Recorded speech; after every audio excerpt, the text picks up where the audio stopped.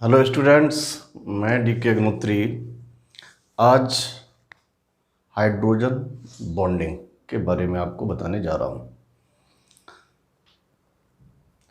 ये chemical bonding का next part है।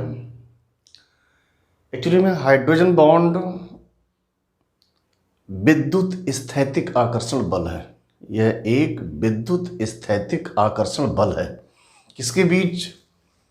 किसी प्रबल ऋण विद्युती परमाणु से सहसंयोजी बंध द्वारा जुड़ा हाइड्रोजन किसी मोस्ट इलेक्ट्रोनेगेटिव एटम से कोवैलेंट बॉन्ड के द्वारा जुड़ा हुआ हाइड्रोजन जब उसी मॉलिक्यूल या किसी दूसरे मॉलिक्यूल में किसी इलेक्ट्रोनेगेटिव एटम के द्वारा अट्रैक्ट किया जाता है, तो इस टाइप के अट्रैक्शन को नाम दिया गया हाइड्रोजन बॉन्डिंग, है ना।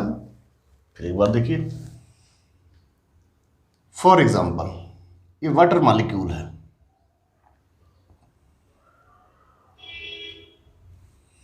यहां पर हाइड्रोजन ऑक्सीजन के साथ अटैच है और मैंने डेफिनेशन बोला है कि किसी मोस्ट इलेक्ट्रोनेगेटिव एटम से कोवैलेंट बॉन्ड द्वारा जुड़ा हुआ हाइड्रोजन, ये ऑक्सीजन यहां पर मोस्ट नेगेटिव एटम है, इससे हाइड्रोजन कोवैलेंट बॉन्ड से अटैच है। तो किसी मोस्ट इलेक्ट्रोनेगेटिव एटम से कोवैलेंट बॉन्ड द्वारा जुड़ा हुआ हाइड्रोजन जब उसी मॉलिक्यूल या किसी दूसरे मॉलिक्यूल के इलेक्ट्रोनेगेटिव एटम के द्वारा अट्रैक्ट किया जाता है, यहाँ पर यह हाइड्रोजन दूसरे वाटर मॉलिक्यूल के ऑक्सीजन के द्वारा अट्रैक्ट किया गया, तो इस अट्रैक्शन का नाम है हाइड्रोजन बॉन्डिंग, है ना। अब जो हाइड्रोजन कोवैलेंट बॉन्ड से किसी मोस्ट इलेक्ट्रोनेगेटिव एटम से जुड़ा होगा वो कैसा होगा? Partially positive. ओके, क्योंकि most electronegative atom sharing electron pair को अपनी तरफ अट्रैक्ट करता है, तो यहां पर आ जाएगा पार्शियल नेगेटिव चार्ज, यहां भी पार्शियल नेगेटिव, यहां पार्शियल पॉजिटिव। ओके, तो इस अट्रैक्शन का नाम हाइड्रोजन बॉन्डिंग है। ये कैसा फोर्स है? इलेक्ट्रोस्टैटिक फोर्स ऑफ अट्रैक्शन, विद्युत स्थैतिक आकर्षण बल है, क्योंकि ये आयंस के बीच लग रहा है। ओके, तो एक बार डेफिनेशन फिर से सुनिएगा। किसी प्रबल ऋण विद्युती परमाणु से सहसंयोजी बंध द्वारा जुड़ा हाइड्रोजन जब उसी मॉलिक्यूल या किसी दूसरे मॉलिक्यूल के नेगेटिव एटम द्वारा अट्रैक्ट किया जाता है, तो इस प्रकार के आकर्षण को हाइड्रोजन बंध कहते हैं। अब यहां पर जो हम मोस्ट इलेक्ट्रोनेगेटिव एटम की बात कर रहे हैं वो कौन हो सकते हैं? FON। मेनली ये 3 एटम्स ही हाइड्रोजन बॉन्ड बनाते हैं। पीरियोडिक टेबल में fluorine most electronegative element, oxygen second number पे आता है, नाइट्रोजन थर्ड नंबर पर। हाँ, कभी कभी ऐसा भी होता है कि जब sp हाइब्रिडाइज कार्बन होता है वो भी ऐसा करता है, जैसे ये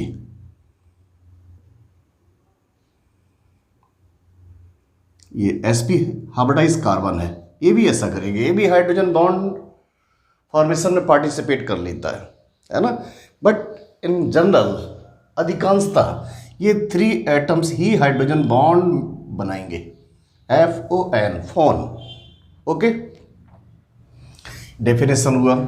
सेकंड, हाइड्रोजन बॉन्ड को डॉटेड लाइन से डिनोट किया जाता है, ये डॉट्स बनाए जाते हैं,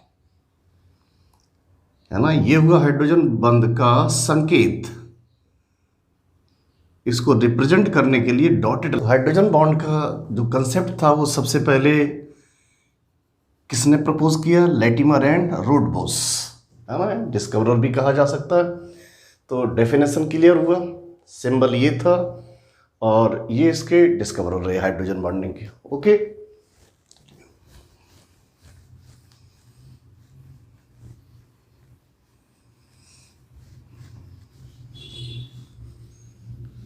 अब नेक्स्ट आता है types of hydrogen bonding. Types of hydrogen bonding,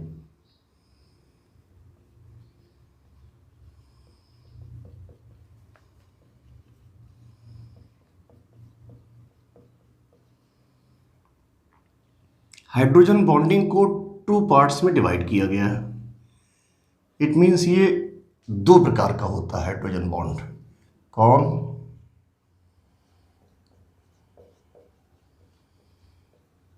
intermolecular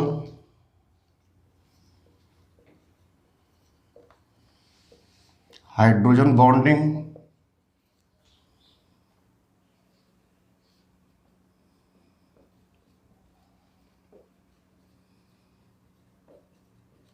intramolecular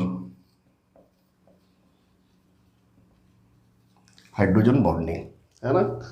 ये 2 प्रकार का है। तो सबसे पहले हम लोग इंटर और इंट्रा में जो डिफरेंस है वो पता कर लेते हैं। इंटरमॉलिक्यूलर हाइड्रोजन बॉन्ड्स, जब 2 या 2 से अधिक सेम या डिफरेंट मॉलिक्यूल्स के बीच में हाइड्रोजन बॉन्ड बनता है तो उसको इंटरमॉलिक्यूलर बोलते हैं। 2 या 2 से अधिक समान अथवा भिन्न अणुओं के बीच, है ना, यानी hydrogen bonding between 2 or more same or different molecules called intermolecular hydrogen bonding। इसके फिर से 2 पार्ट्स हुए।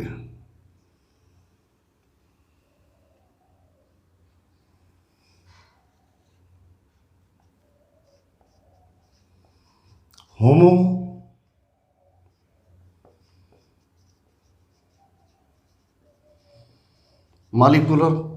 होमो इंटरमॉलिक्यूलर हाइड्रोजन बॉन्डिंग, और नेक्स्ट पार्ट हेट्रो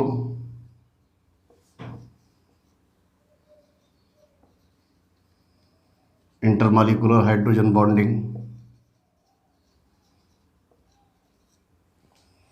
होमो इंटरमॉलिक्यूलर हाइड्रोजन बॉन्डिंग में हाइड्रोजन बॉन्ड 2 और मोर सेम मॉलिक्यूल्स के बीच बनता है ना। 2 या 2 से अधिक समान अणुओं के बीच बना हुआ हाइड्रोजन बॉन्ड। फॉर एग्जाम्पल, अब देखिए वाटर मॉलिक्यूल में यहां पर हाइड्रोजन बॉन्डिंग वाटर मॉलिक्यूल्स में हो रही है और ये सारे मॉलिक्यूल्स सेम है ना, सारे मॉलिक्यूल्स सेम है। Homo intermolecular hydrogen bonding. Hetero intermolecular hydrogen bonding, जब 2 डिफरेंट मॉलिक्यूल्स में हाइड्रोजन बॉन्डिंग होती है, 2 भिन्न अणुओं के बीच बना हुआ हाइड्रोजन बॉन्ड।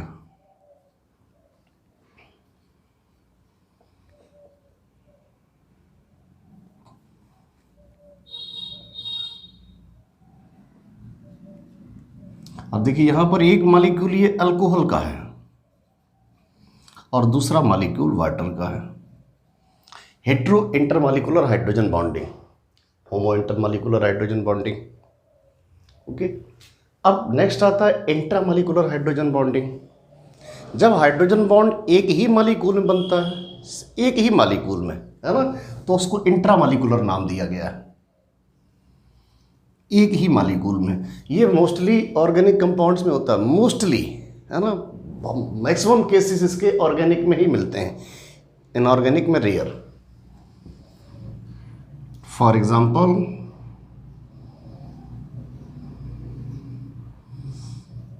आर्थोनाइट्रोफिनॉल,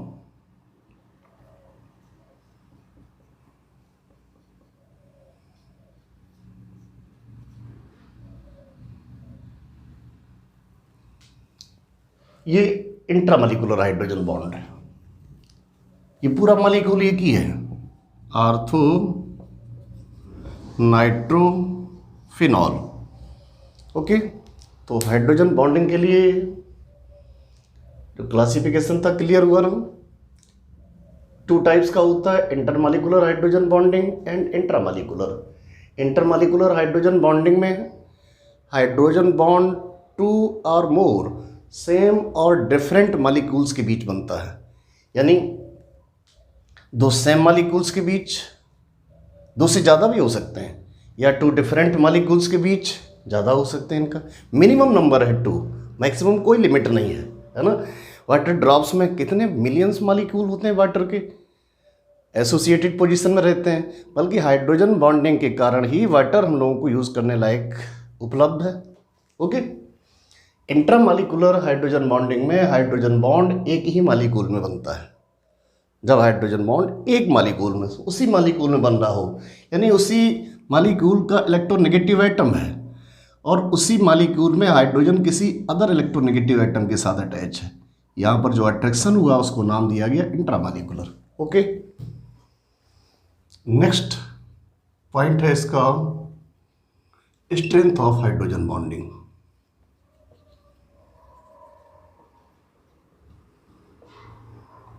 हाइड्रोजन बंध की शक्ति है ना।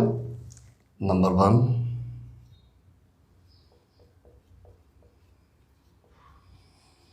स्ट्रेंथ ऑफ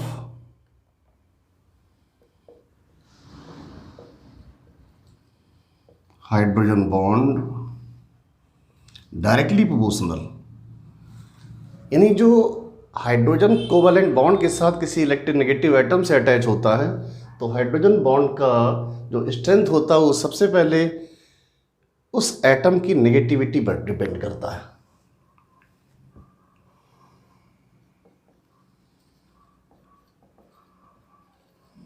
नेगेटिविटी किसकी नेगेटिविटी? जिससे हाइड्रोजन अटैच है। फॉर एग्जाम्पल,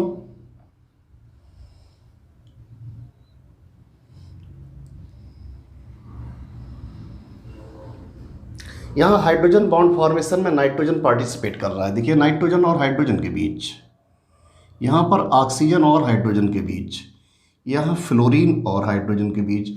इन तीनों में सबसे ज़्यादा स्ट्रेंथ किस हाइड्रोजन बॉन्ड का है? FH, most electronegative atom. और इन तीनों में नाइट्रोजन लीस्ट इलेक्ट्रोनेगेटिव है।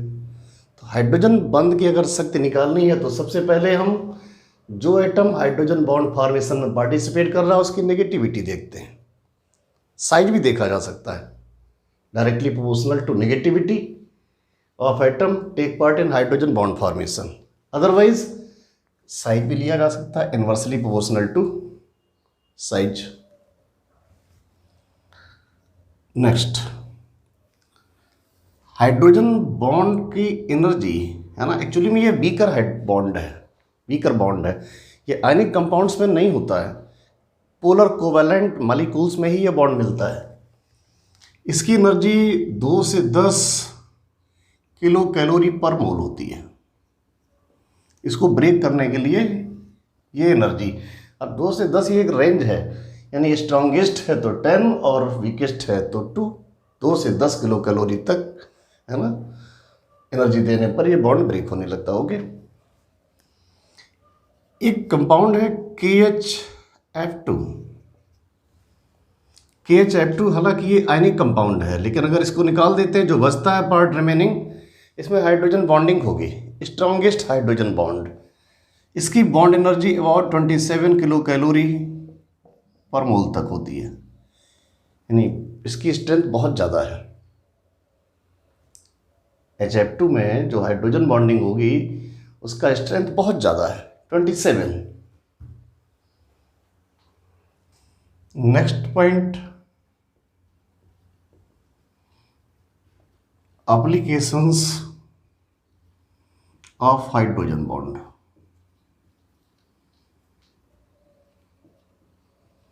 इसका यूज क्या है? नंबर 1,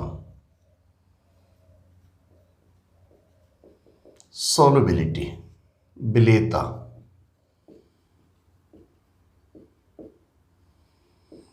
देखिए, 2 टाइप के हाइड्रोजन बॉन्ड्स थे।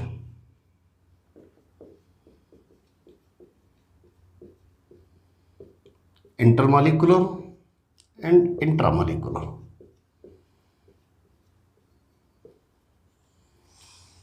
इंटरमॉलिक्यूलर हाइड्रोजन बॉन्ड के प्रेजेंट होने पर सॉल्युबिलिटी इंक्रीज होती है ना। और अगर इंट्रामॉलिक्यूलर हाइड्रोजन बॉन्ड फॉर्मेशन हो चुका है तो सॉल्युबिलिटी कम हो जाती है। इट मीन्स बहुत सारे ऑर्गेनिक कंपाउंड्स हैं। ऑर्गेनिक कंपाउंड्स कोवैलेंट होते हैं और कोवैलेंट कंपाउंड्स कि वाटर में सॉल्युबिलिटी कैसे देखना है। जो भी ऑर्गेनिक मॉलिक्यूल्स या है ना कोवैलेंट मॉलिक्यूल्स वाटर के साथ इंटरमॉलिक्यूलर हाइड्रोजन बॉन्ड बनाता है वो वाटर में सॉल्युबल होता है। इंटरमॉलिक्यूलर हाइड्रोजन बॉन्ड अगर वाटर मॉलिक्यूल के साथ कोई सब्सटेंस बनाता है तो वो वाटर में सॉल्युबल है। अब देखिए फॉर एग्जांपल CH3OH ये वाटर सॉल्युबल कंपाउंड है। इसी जगह पर CH4 इनसॉल्युबल है, ये वाटर में डिसॉल्व होता है। क्यों डिसॉल्व होता है? ये वाटर के साथ इंटरमॉलिक्यूलर हाइड्रोजन बॉन्ड बना लेता है। अब वाटर के साथ कौन इंटरमॉलिक्यूलर हाइड्रोजन बॉन्ड बना सकता है? कि वाटर का स्ट्रक्चर तो ये है। दूसरा जो सब्सटेंस होगा कोई भी हो सकता है ऑर्गेनिक, तो वही वाटर के साथ इंटरमॉलिक्यूलर हाइड्रोजन बॉन्ड बना पाएगा जिसमें कोई मोस्ट इलेक्ट्रोनेगेटिव एटम प्रेजेंट होगा। Most electronegative atom like FON, ऐसा कोई एटम। ये जरूरी नहीं है कि ये हाइड्रोजन के साथ कोवैलेंट बॉन्ड से भी अटैच हो, है ना, जरूरी नहीं है। CH3CHO एसिटल्डिहाइड, अब देखिए इसका स्ट्रक्चर ये है। वाटर में सॉल्युबल होगा, सॉल्युबिलिटी भले ही कम हो बट सॉल्युबल होगा due to presence of oxygen. ये वाटर के साथ इंटरमॉलिक्यूलर हाइड्रोजन बॉन्ड बना सकता है। तो जो भी सब्सटेंस वाटर के साथ इंटरमॉलिक्यूलर हाइड्रोजन बॉन्ड बनाएगा वो वाटर में सॉल्युबल होगा। ओके, और इसके लिए कंडीशंस क्या है कि मॉलिक्यूल में इनमें से कोई एक एटम प्रेजेंट होना चाहिए, है ना। अब देखिए CH4 में ऐसा कुछ भी नहीं था, FON सब absent। कार्बन भी इसका sp3 ऑर्बिटाइज है, अगर sp होता तो पॉसिबिलिटी थी। नेक्स्ट सिचुएशन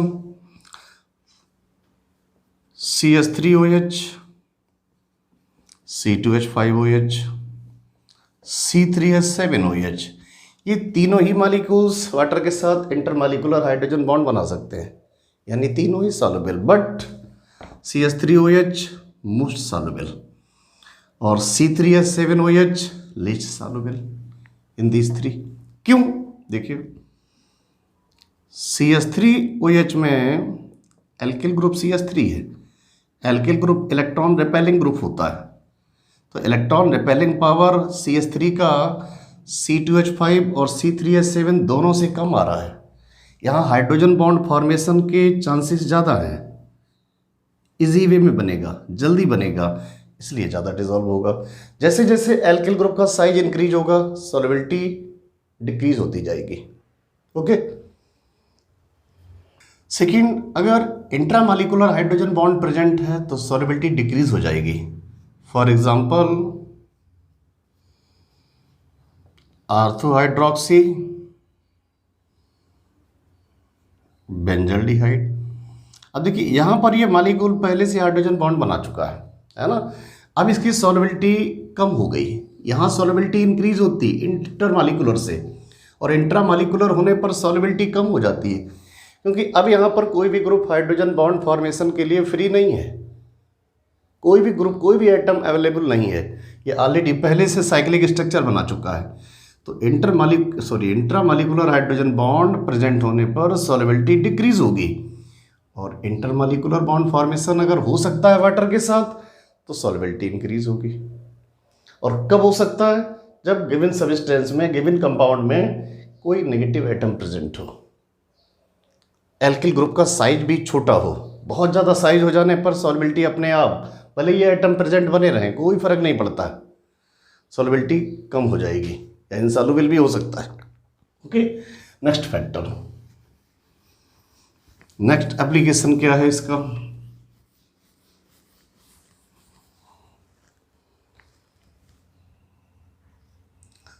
विस्कोसिटी यानी श्यानता।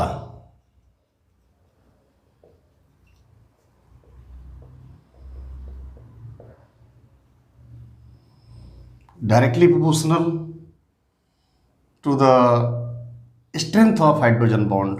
और स्ट्रेंथ के लिए मैंने बताया था कि स्ट्रेंथ किस पे डिपेंड करता है, नेगेटिविटी ऑफ एटम। जो हाइड्रोजन बॉन्ड फॉर्मेशन में एटम पार्टिसिपेट कर रहा है, अगर उसका नेगेटिविटी इंक्रीज होगी तो उसका स्ट्रेंथ भी इंक्रीज होगा। लेकिन यहाँ एक और भी फैक्टर है जो स्ट्रेंथ को प्रभावित करता है, कौन सा, नंबर ऑफ हाइड्रोजन बॉन्ड्स। तो viscosity directly proportional to the number of hydrogen bonds.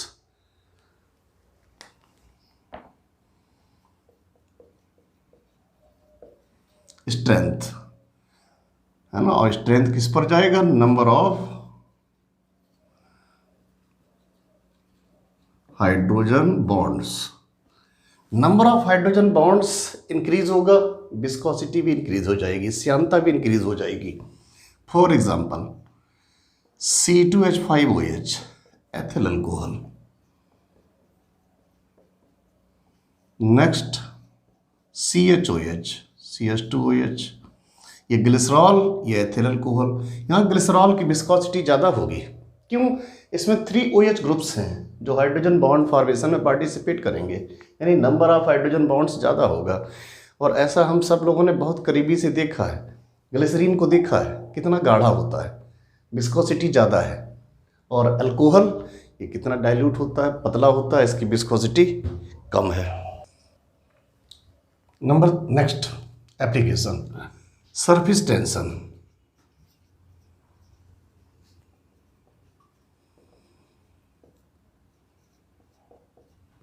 पृष्ठ तनाव,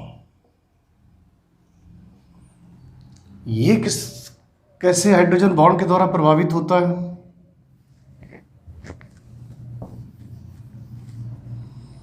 directly proportional to the extent of hydrogen bonding.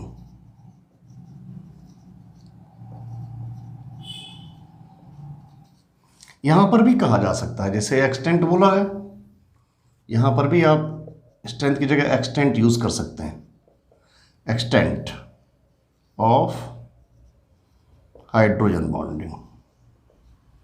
और एक्सटेंट किस पे डिपेंड करेगा, नंबर पर, मात्रा किस पे डिपेंड करेगी, नंबर पर। तो सरफेस टेंशन भी हाइड्रोजन बॉन्ड का एक्सटेंट यानी हाइड्रोजन बंध की मात्रा यानी उनकी संख्या बढ़ने पर बढ़ जाएगा। जिन मॉलिक्यूल्स में हाइड्रोजन बॉन्ड का एक्सटेंट ज़्यादा होगा, हाइड्रोजन बंधों की संख्या ज़्यादा होगी, उसका पृष्ठ तनाव ज़्यादा होगा।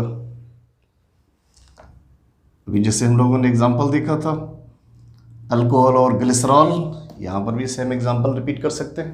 Okay, next fourth, boiling points.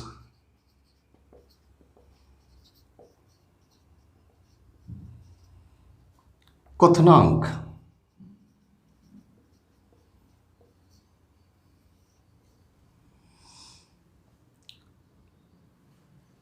Boiling points किस पे डिपेंड करता है, 2 टाइप के हाइड्रोजन बॉन्ड थे, इंटरमॉलिक्यूलर, इंट्रामॉलिक्यूलर। अगर किसी सब्सटेंस के मॉलिक्यूल इंटरमॉलिक्यूलर हाइड्रोजन बॉन्ड बनाते हैं, एसोसिएटेड पोजीशन पर है, तो उसका बॉइलिंग पॉइंट हाई होगा, है ना। अब बॉइलिंग पॉइंट के लिए मुझे कौन सा इंट्रामॉलिक्यूलर हाइड्रोजन बॉन्ड देखना होगा, होमो इंटरमॉलिक्यूलर हाइड्रोजन बॉन्डिंग, है ना। और किसी भी मॉलिक्यूल में होमो इंटरमॉलिक्यूलर हाइड्रोजन बॉन्डिंग कब पॉसिबल होगी, जब वहाँ हाइड्रोजन या तो फ्लोरीन के साथ कोवैलेंट से अटैच होगा, या ऑक्सीजन के साथ अटैच होगा, या फिर नाइट्रोजन के साथ अटैच होगा।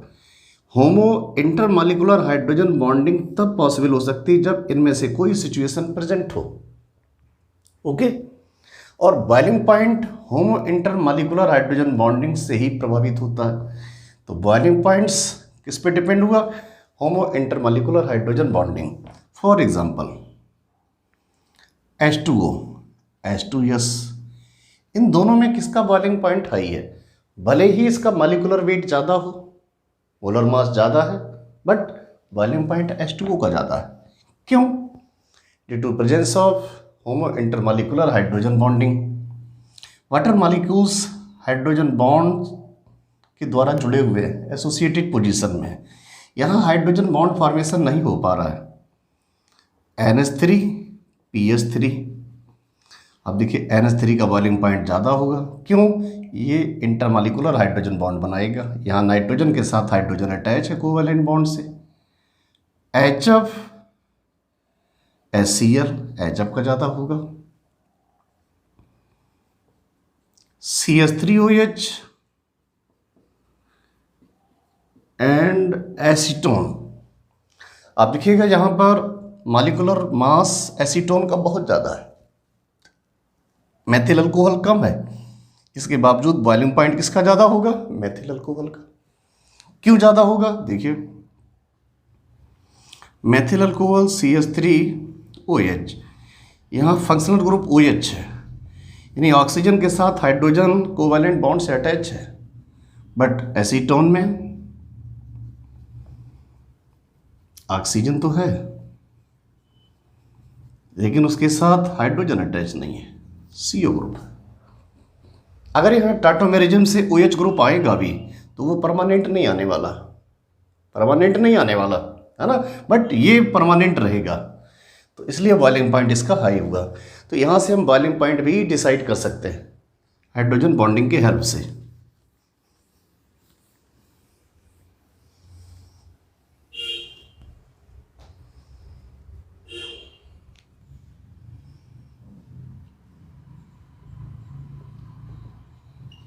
नेक्स्ट एप्लीकेशन है वोलेटिलिटी, यानी वाष्पशीलता।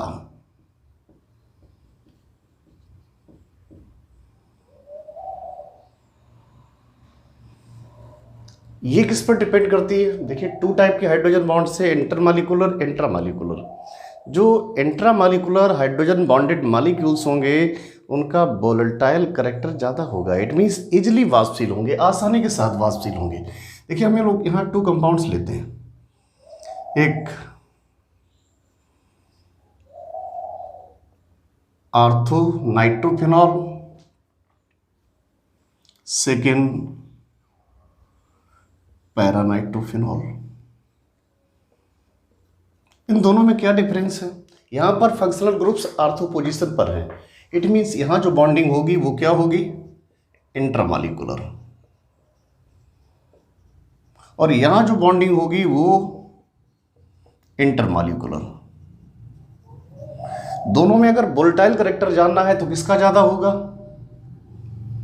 आर्थोनाइट्रोफिनॉल का। पैरानाइट्रोफिनॉल कम होगा, क्योंकि इंटरमॉलिक्यूलर हाइड्रोजन बॉन्डिंग है, इसके बहुत सारे मॉलिक्यूल इंटरमॉलिक्यूलर हाइड्रोजन बॉन्ड बनाएंगे, ये एसोसिएटेड पोजीशन में आ जाएगा। बट यहाँ पर हाइड्रोजन बॉन्ड फॉर्मेशन तो होगा उस सिंगल मॉलिक्यूल में। ओके, तो वोलेटिलिटी के लिए सबसे पहले हम हाइड्रोजन बॉन्ड की कैटेगरी देखें।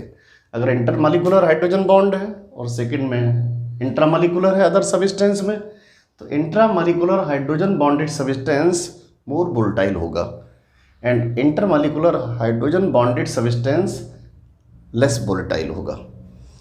सेकंड कंडीशन क्या आती है? H2O/H2S। अब यहाँ तो हाइड्रोजन बॉन्ड ही नहीं है, इट मीन्स, और इसमें हाइड्रोजन बॉन्ड है, तो फिर ये मोर वोलेटाइल होगा, ये कम वोलेटाइल होगा, क्योंकि एसोसिएटेड पोजीशन में। तो वोलेटाइल करेक्टर यहाँ किसका ज़्यादा होगा? H2S, ethyl alcohol, diethyl ether.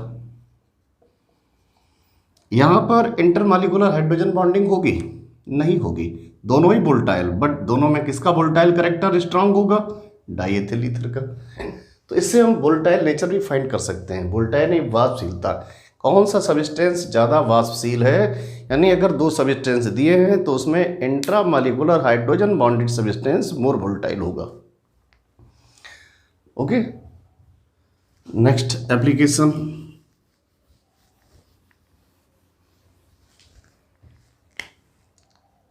Physical state. भौतिक अवस्था।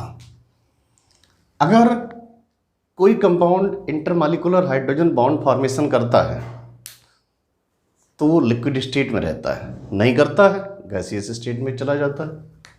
एक क्वेश्चन बहुत ही कॉमन सुना गया है कि H2O रूम टेम्परेचर पर लिक्विड है बट H2S गैस है। क्यों ऐसा है? Reason due to presence of intermolecular hydrogen bonding in water molecules, और यहाँ H2S कोई हाइड्रोजन बॉन्डिंग नहीं है। क्यों नहीं है? वजह क्या है यहाँ पर? एक्चुअली में हाइड्रोजन बॉन्ड फॉर्मेशन के लिए यहाँ रिस्पॉन्सिबल एटम ऑक्सीजन, और यहाँ पर सल्फर होना चाहिए था रिस्पॉन्सिबल एटम, लेकिन ये हाइड्रोजन बॉन्ड फॉर्मेशन नहीं कर पा रहा है। क्यों नहीं कर पा रहा है? Due to its larger size, इसका साइज बड़ा है। इससे क्या हुआ? इलेक्ट्रोनेगेटिविटी कम हो गई। ओके, तो यहाँ से हम फिजिकल स्टेट भी फाइंड कर सकते हैं। नेक्स्ट एप्लीकेशन है डिसोसिएशन।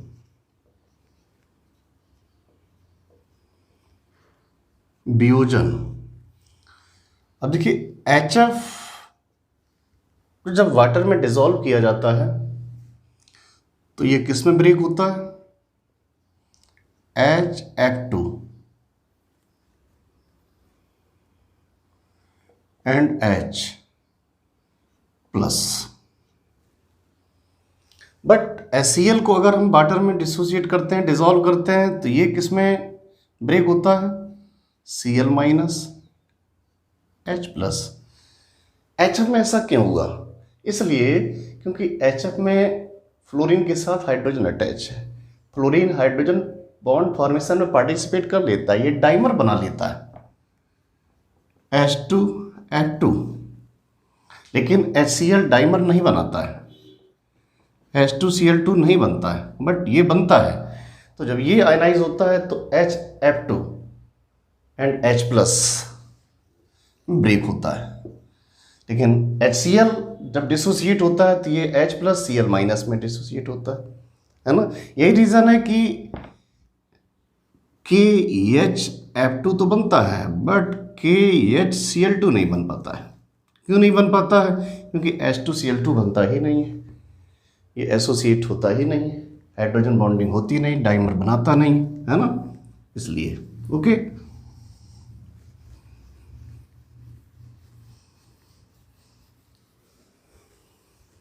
तो ये हाइड्रोजन बॉन्ड्स के एप्लीकेशन रहे। आप हाइड्रोजन बॉन्ड का पहले डेफिनेशन पढ़ेंगे, फिर इसके लिए स्ट्रेंथ, ओके, फिर इसके बाद एप्लीकेशन, और आप फिर इसको यूज़ करिए, क्योंकि हाइड्रोजन बॉन्डिंग का यूज़ ऑर्गेनिक इनऑर्गेनिक दोनों में होता है। इससे बॉइलिंग पॉइंट, फिजिकल स्टेट, जो भी आपने फैक्टर्स देखे, ये सब कुछ निकाले जा सकते हैं। तो आप इसकी प्रैक्टिस करिएगा, तभी आपको कॉन्फिडेंस आएगा। और अच्छा लगे तो प्लीज़ लाइक करें, सब्सक्राइब करें, शेयर करें। Okay, thank you.